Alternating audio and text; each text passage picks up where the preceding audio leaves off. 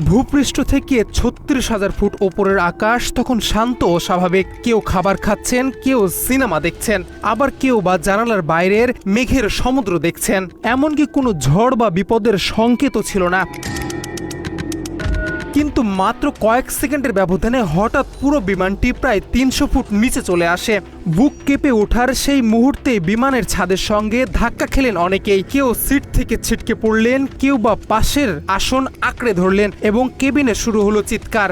এই আকস্মিক পতনেই বদলে যায় শতাধিক মানুষের স্বাভাবিক যাত্রা। সম্প্রতি ফুকেট থেকে দিল্লি আসার পথে এয়ার ইন্ডিয়ার একটি ফ্লাইটে ঘটা এই মর্মান্তিক টার্বুলেন্সের পিছনে উঠে এসেছে এক বিস্ময়কর তথ্য। ভারতীয় সংবাদ মাধ্যম এনডিটিভির প্রতিবেদন অনুযায়ী ১৩৭ জন যাত্রী ও ৮ জন ক্রু নিয়ে গত ৪ আগস্ট ফ্লাইটটি ফুকেট থেকে দিল্লি আসার পথে বিপাকে পড়ে।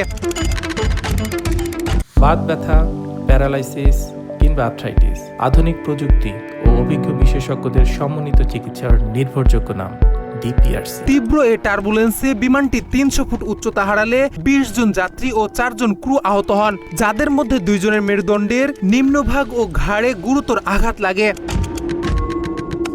দিল্লিতে অবতরণের পর স্বাস্থ্য পরীক্ষায় ফ্লাইটটির ক্যাপ্টেনের শরীরে সাইকোঅ্যাক্টিভ বা মোনোট্রপিক পদার্থের উপস্থিতি মেলে। পরবর্তীতে দ্বিতীয় দফায় ডোপ টেস্টের মাধ্যমে ফলাফল পজিটিভ আসে এবং প্রতিবেদনে নিশ্চিত করা হয় যে ওই পাইলট গাঁজা সেবন করে বিমান চালিয়েছেন।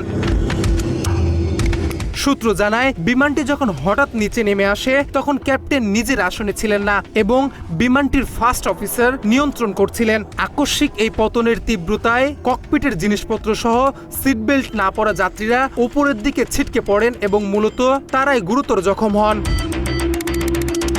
চাঞ্চল্যকর এই ঘটনার আনুষ্ঠানিক তদন্ত শুরু করেছে ভারতের বেসামরিক বিমান পরিবহন মন্ত্রণালয়ের aircraft accident investigation bureau AAIB।